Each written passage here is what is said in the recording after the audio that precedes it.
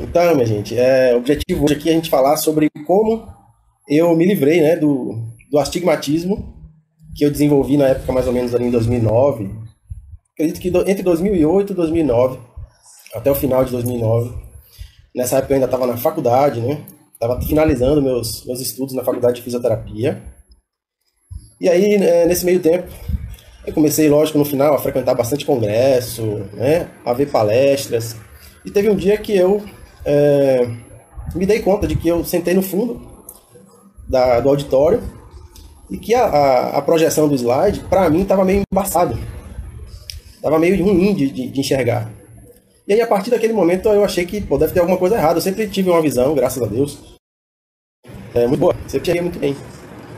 E aí, a partir desse momento, eu fui, lógico, buscar, né, a medicina convencional mesmo, para tratar isso, para ver o que estava acontecendo. E aí descobri que eu tinha algum grau ali, um grau moderado, não lembro agora exatamente qual era, de astigmatismo. Lembro que na época tinha muita fotofobia, né? Que é quando você entra num ambiente claro e você não consegue manter o olho aberto. Incomoda muito.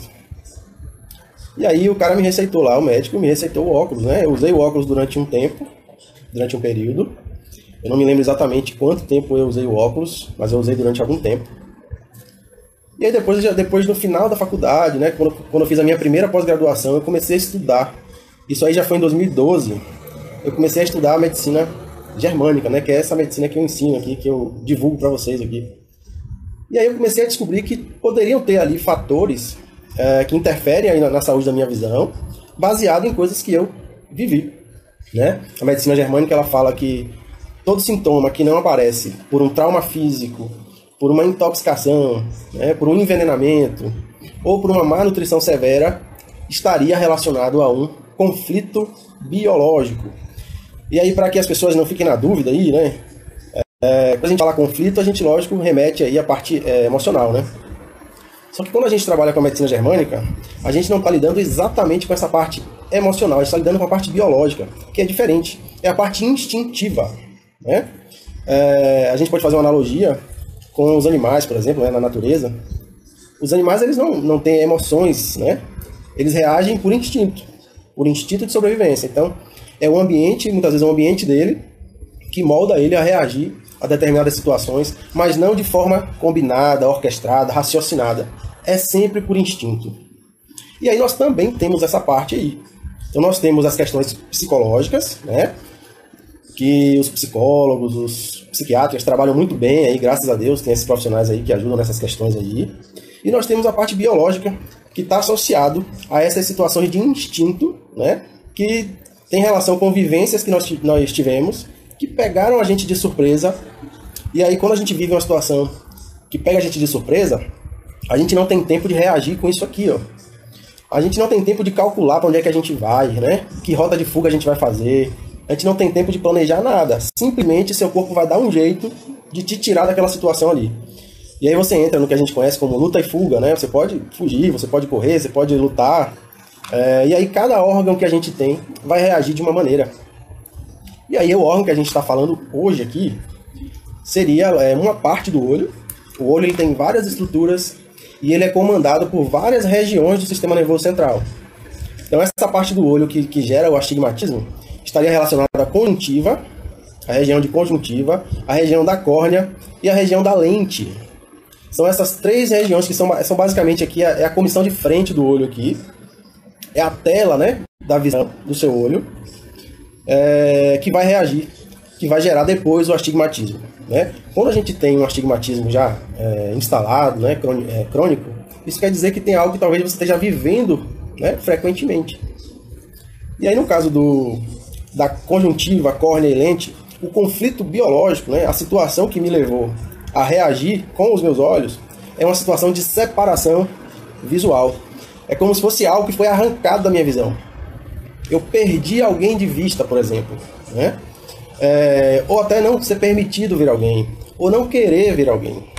Então sempre que a gente fala de separação, seja ela visual ou separação de contato, a gente pode tanto reagir querendo separar, como a gente também pode reagir querendo aproximar. Essas duas situações vão levar ao mesmo tipo de manifestação no nosso corpo, nessa estrutura, né?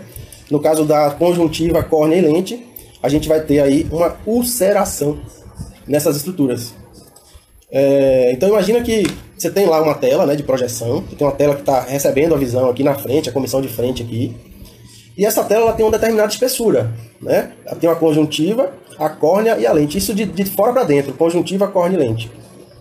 Quando você tem uma conjuntivite, por exemplo, está associado também ao conflito de separação visual, que pega a conjuntiva, que pega essa parte mais superficial, aí eu vou falar um pouco sobre isso também. Então, na época, em 2009, 2008, 2009, na época eu estava terminando minha faculdade, eu tive muitos problemas, por exemplo, com a minha relação paterna. Então, meu pai tinha ido morar em Brasília já há um tempo, e eu já não via meu pai há muito tempo. Já não via, e pelo que eu me lembro, eu passei um bom tempo sem ver e sem ter notícias, sem falar com ele. E aí o meu corpo, não é muito sábio, nada que acontece no nosso corpo, gente, é por acaso. Meu corpo reagiu para que eu pudesse receber novamente essa visão, para que pudesse facilitar para que eu entrasse em contato com essa imagem aí, que seria a imagem do meu pai, fazendo uma úlcera na minha conjuntiva, córnea e lente. É como se eu reduzisse a espessura, é como se o meu subconsciente, naquele momento lá de conflito, né, naquela situação de conflito, ele reduz a espessura da sua lente para que a recepção de luz seja maior, seja mais fácil entrar a luz, e a gente sabe que a imagem ela entra através da luz, né? A gente vê a luz, né?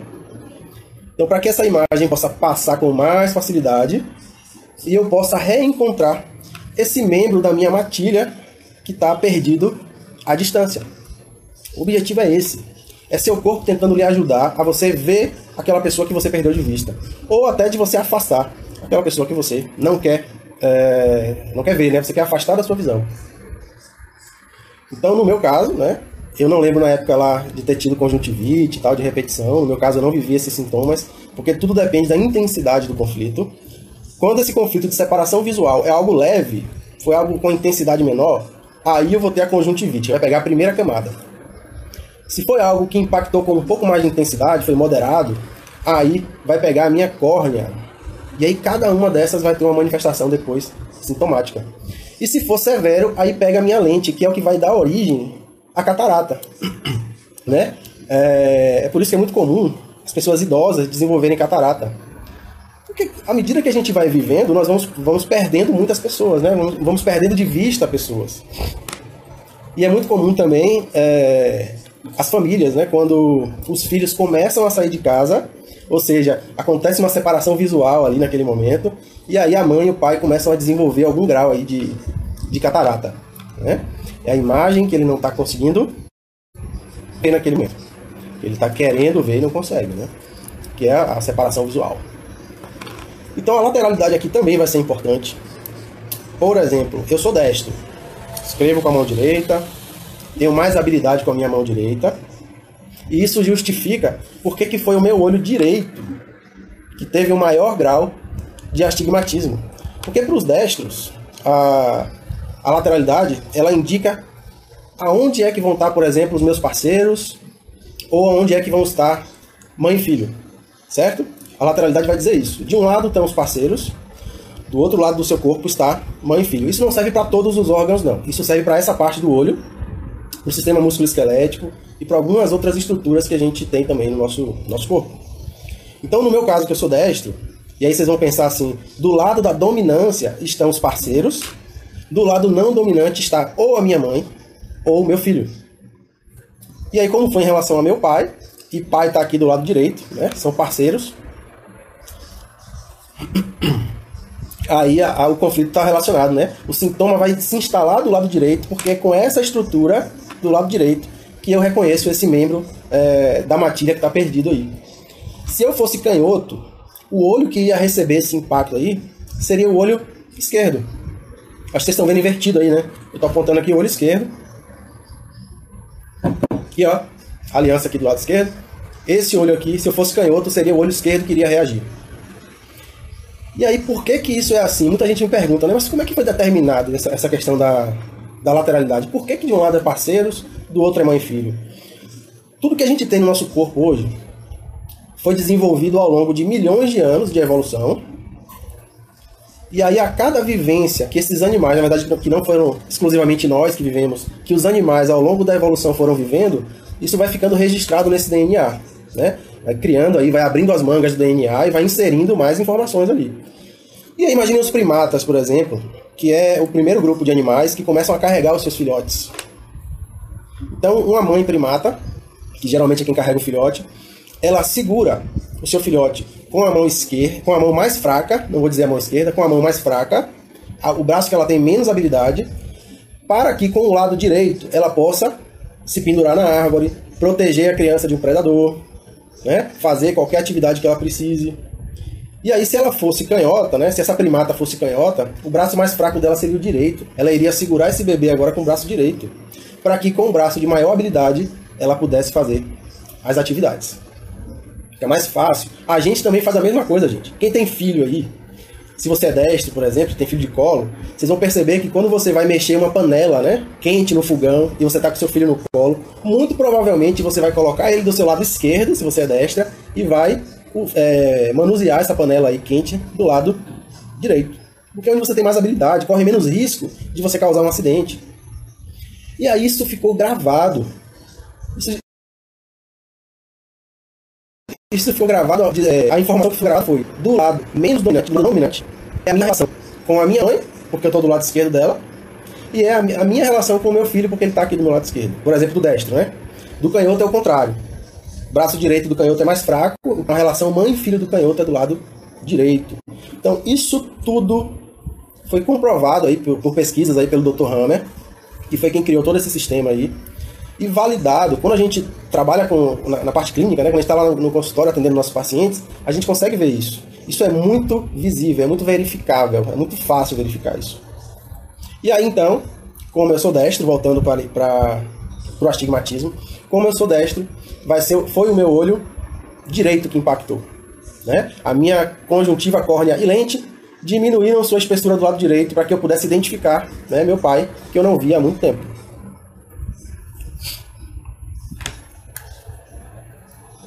Acho que tem alguma pergunta aqui, deixa eu voltar um pouquinho aqui para eu não perder.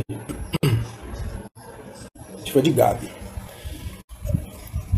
Se a separação visual é sempre relacionada a pessoas, Gabi, ou pessoas ou animais de estimação. Nunca relacionado a objetos, casa, carro, nunca. É sempre em relação a um ser vivo, vamos dizer assim, né? Um animal de estimação ou uma pessoa. Que é reconhecido como um membro da matilha, né? Um cachorro, porque tem gente que tem um cachorro como filho, né? De verdade. Então, na fase ativa, vivi o conflito de separação visual, vou ter a úlcera na minha conjuntiva corneolente. O sentido biológico é melhorar a minha recepção de luz, melhorar a minha acuidade visual e também para aumentar a minha chance de detectar esse membro da família que está perdido à distância. Além disso, a gente sofre de um outro sintoma quando a gente tem astigmatismo, basicamente o astigmatismo ou sintomas relacionados à conjuntiva corneolente, que é a perda de memória a curto prazo. Eu não lembro, realmente eu não lembro na época se eu constatei essa perda de memória. Não é uma perda de memória tipo você não se lembra de nada. É uma perda de memória onde fica difícil decorar recados, onde você fica esquecendo a chave de casa, o celular em casa. Você esquece as coisas corriqueiras com mais facilidade. Então, quem tem astigmatismo, muito provavelmente também tem essas percepções aí, de ter dificuldade com essas memórias aí de curto prazo. Se eu já falei sobre miopia, não, só astigmatismo mesmo. Mauro, quando você identifica no paciente que tem relação com o trabalho, seja chefe ou colegas, o raciocínio é o mesmo, exatamente, é o mesmo. Entra com parceiros aí. Vizinho, colega de trabalho, sei lá, irmão, tio, pai, todo mundo é parceiro. Menos mãe e filho. Beleza? E aí na córnea, imagina que essa ulceração foi só na córnea, que é a camada intermediária aí. Então essa ulceração prolongada, para quem tem ulceração na córnea, pode levar a uma coisa chamada ceratocone. Não sei se alguém conhece alguém que tem ceratocone, que é quando a córnea ela fica com um aspecto de cone. A ulceração acontece tantas vezes que começa a mudar o formato da córnea. E ela começa a formatar, né, a se formatar com um aspecto de cone. Por isso que chama ceratocone. E isso, além de causar o astigmatismo, né, porque ela vai ficar mais arredondada, ou seja, ela não vai ficar tão plana, vai ficar mais arredondada, vai ficar mais fina, vai ficar inchada, porque em algum momento ela vai inflamar aí, né? Vai formar esse cone, e aí gera o astigmatismo com borrão constante, ou seja, foi exatamente a percepção que eu tive. Quando eu sentei lá no fundo do congresso, que eu olhei, a uma distância que eu geralmente enxergava, eu via as letras borradas. As letras estavam fora de foco. E é assim que a gente costuma falar, né? Eu perco o foco das coisas, eu não consigo focar tanto, né? As coisas ficam meio fora de foco. Eu lembro que quando eu coloquei o óculos, eu nunca tinha usado óculos antes, né? A não ser muito mais novo, eu acho que eu cheguei a usar mais novo. Mas também se foi por muito pouco tempo. Mas nessa época aí, eu lembro que quando eu coloquei o óculos, eu fiquei tão assustado com a diferença, né, da minha visão. Eu estava tão acostumado a ver mal, a enxergar mal, que quando eu coloquei o óculos, as cores ficaram mais bonitas, né, ficaram mais fortes, mais vibrantes. E eu enxergava melhor. Eu lembro que quando eu cheguei em casa, eu fui assistir um jogo, né, na televisão, e o placar estava bem nítido, perfeito. Eu digo, pô, será que é assim sempre? Será que é assim ou é hoje que está assim? E aí eu percebi que era o óculos. Quando eu tirava o óculos, eu não enxergava com a mesma nitidez, né, com as linhas lá. Alguém perguntou de miopia aí. Esse mesmo conflito de separação visual, se o ângulo da córnea, o ângulo da curvatura da córnea, ficar muito íngreme, ou seja, se esse ceratocone ficar muito íngreme, aí ele pode gerar miopia. Se o ângulo da córnea ficar muito plano, ele pode gerar hipermetropia, porque ele modifica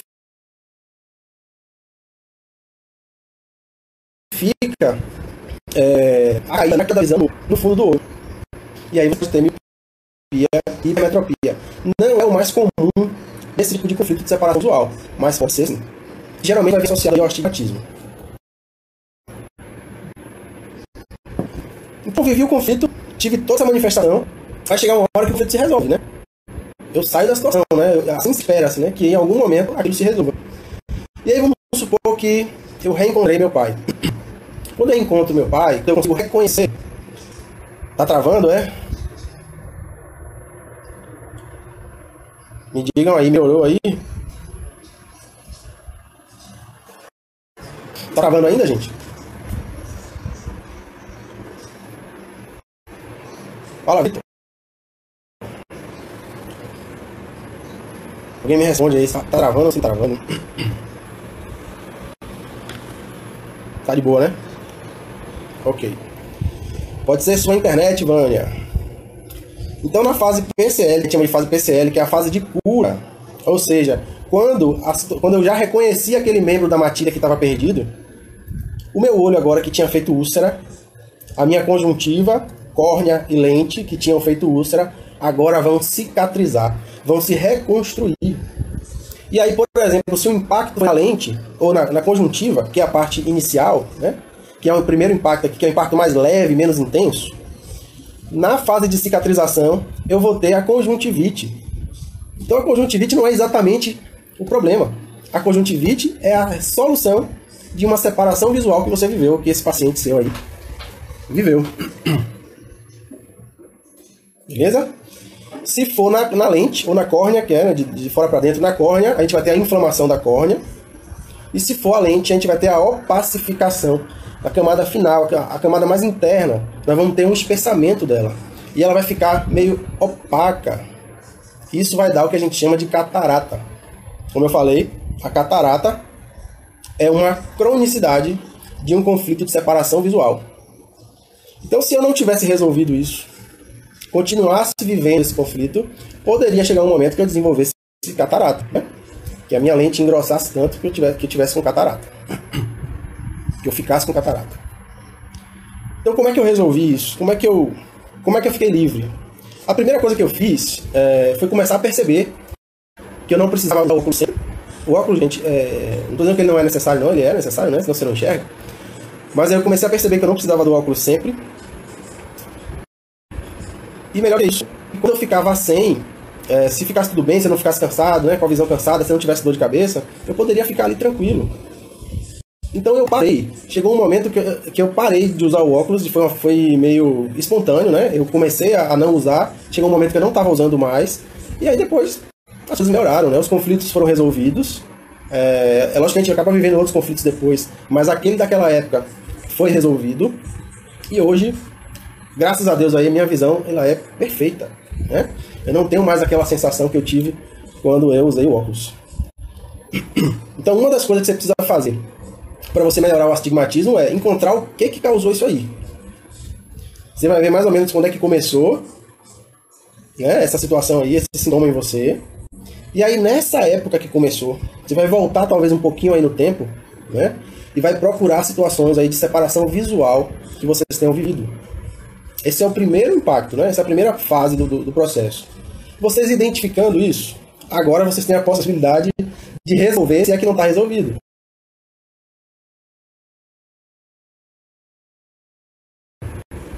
Se é algo que precisa se resolver, isso é uma atenção legal, acho muito importante, que é a autorresponsabilidade. Então, para os meus pacientes, eu devolvo um pouco da responsabilidade para eles. Na verdade, eu devolvo quase toda a responsabilidade para eles. Porque eu me coloco naquele papel como guia, né? A gente que trabalha com medicina germânica, nós somos guias. A gente não é curador, a gente não vai arrancar o sintoma do paciente, a gente vai junto com o paciente, ajudar ele a encontrar aquilo ali, né? E aí, ele encontrando aquilo ali, aí sim ele tem a possibilidade de resolver. Se você não sabe onde você quer chegar, qualquer caminho serve. Se você não sabe o que você precisa resolver, você não vai saber o que fazer, você não sabe como fazer. Então, a medicina germânica ela não tem uma técnica específica, né, de tratamento, ela não é uma técnica, apesar de que a gente usa a técnica junto com ela, mas ela não é uma técnica, ela é uma medicina, ela é uma filosofia médica que vai lhe ajudar a encontrar o sintoma, a origem da causa do seu sintoma. E aí, minha gente, o tempo que vocês ganham quando vocês conseguem fazer isso é muito grande, é muito valioso. Porque é muito melhor do que você ficar trabalhando em hipóteses. E principalmente quando o paciente fala, poxa, realmente eu vivi isso nessa época. Realmente faz sentido para mim. Isso muda uma chave lá dentro, que é interessante, que muitas vezes a gente identifica questões dentro do consultório e que a gente passa para o paciente, esse paciente volta numa outra sessão dizendo o quanto aquilo, né, quanto aquela informação foi importante, porque ele diz assim, olha, eu fui conversar com pessoas que eu estava brigado, eu resolvi situações que há muito tempo já nem existiam mais, mas só existiam ali na minha cabeça, né? Tem gente que você chega perto, você se aproxima de pessoas que você não fala há muito tempo, você não sabe nem porquê você não fala pela pessoa. Então isso traz para os pacientes essa autonomia, essa liberdade deles tomarem as rédeas da vida dele, certo? Autorresponsabilidade. Então é preciso tomar as rédeas da sua vida. Tirar a responsabilidade da mão dos outros e assumir a responsabilidade pela sua vida. Essa é a primeira coisa para você melhorar de qualquer sintoma. Parece papo de coach, né? Eu não sou coach, não. Mas a palavra de ordem é essa, autorresponsabilidade. Tranquilo, gente? Alguém tem alguma dúvida ou pergunta? Deixa eu ver se tem algum aqui. Então, a Viviane falou aqui que só usa o óculos para ficar no computador.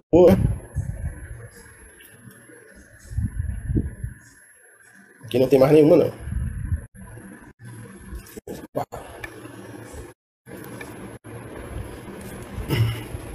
Oi, Vânia, que legal, hein? Que feedback bom. Obrigado. Então, minha gente, se ninguém tiver nenhuma dúvida, eu vou me despedindo de vocês aqui. Meu objetivo era fazer rapidamente mesmo. Miopia, alguém perguntou sobre miopia aqui. Eu já mais ou menos que respondi, né? Valeu, Michele. Miopia tem duas possibilidades. Tem essa que a gente falou, que é de separação visual, mas também tem a de medo, é o que dentro da medicina germânica a gente chama de medo na nuca, que é a ideia de que um predador, né? Que um perigo, não é nem um predador, que um perigo está fora do seu campo de visão, ele está presente, mas você não está vendo. Por exemplo, se você tem um supervisor que aparece do nada na sua mesa, o que você está fazendo, e você se assusta frequentemente com ele, ele te pega de surpresa várias vezes, né? Isso pode gerar miopia. Se você sofre, se você mora num lugar que você considera perigoso, e toda vez que você sai de casa, você tem a sensação de que tem alguém atrás de você, que você está sendo seguido, que você pode ser assaltado, né? Isso também pode fazer com que você gere essa miopia aí. E aí, Kátia perguntou aqui, se eu não identifiquei, né? Vamos dizer que eu não consegui achar a causa do problema. Eu não achei o DHS, aquele dia que aconteceu o conflito. O paciente não lembrou. Tem duas possibilidades, que uma você já sabe que é a regressão, né, de idade. É uma possibilidade, não é uma certeza, mas é uma possibilidade. Segundo, você trabalharia nesse caso aí com a temática. Você iria avaliar na vida desse paciente o que é que ele está vivendo, ou o que ele já viveu. Pede para ele fazer uma linha do tempo, o que é que ele já viveu em relação a perder alguém de vista, né? Pessoas que ele gosta, que se afastaram. Ou até alguém que eles queriam afastar, que não queriam ver mais. Certo? Então você vai trabalhar com a temática. Se você não sabe qual é o impacto,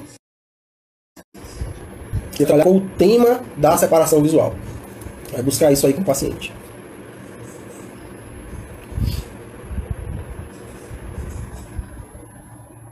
Então, deixa eu ver mais aqui. Então foi oftalmo, ele falou que tem um ressecamento. Aí já é outra coisa, tá?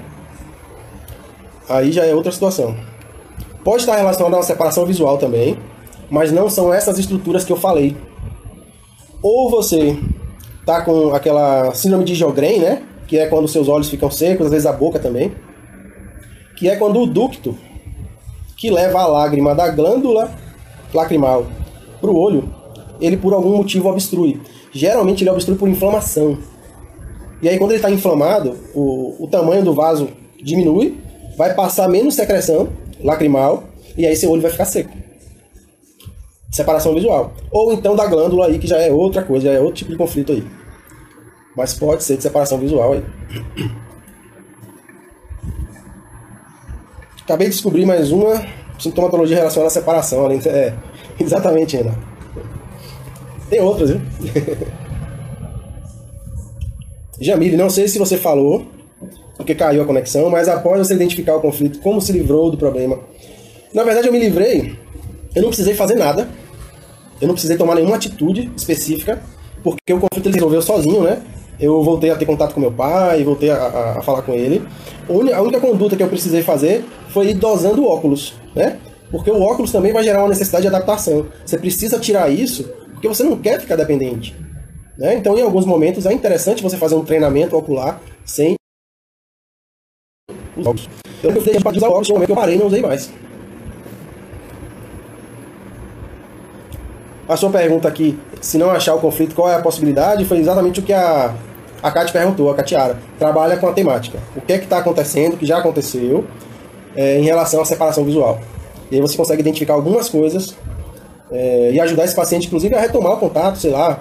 Se é uma mãe, por exemplo, que uma filha foi morar em outro país, você não vai dizer para ela que ela tem que ir para lá ou trazer a filha de volta. Mas é importante que ela veja. Então o que é que eu vou indicar a ela? Faz chamada de vídeo. Em vez de ficar ligando, em vez de ficar falando pelo WhatsApp, faz chamada de vídeo pelo WhatsApp. Faz isso com uma frequência maior. E aí você vai recuperar esse membro da matilha que está perdido à distância. Alisson, existem crianças com essas patologias desde muito cedo. O conflito é delas ou dos pais dela?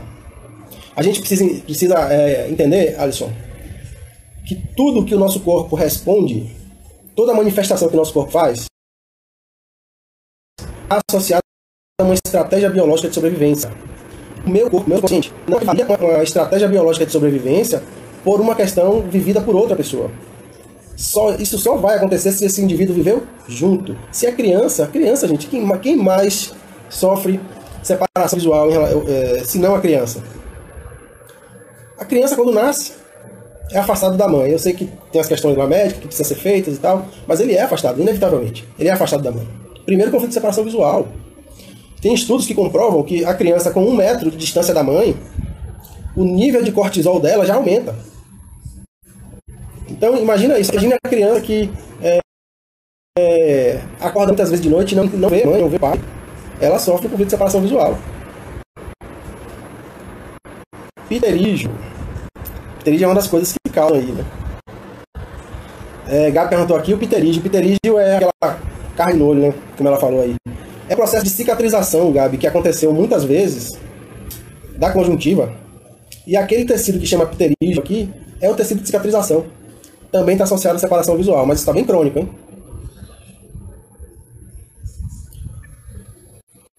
Aí, nistagmo após AVC já são outras questões.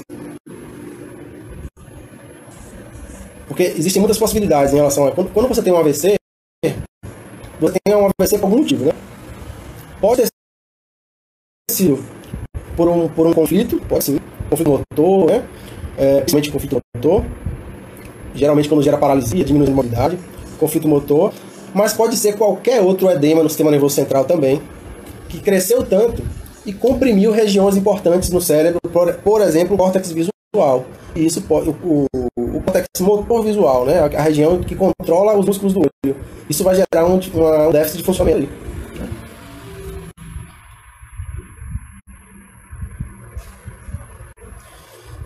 Valeu, gente. Alguém tem mais alguma pergunta aí? Estou à disposição. Eu acho que ficou tudo direitinho, né?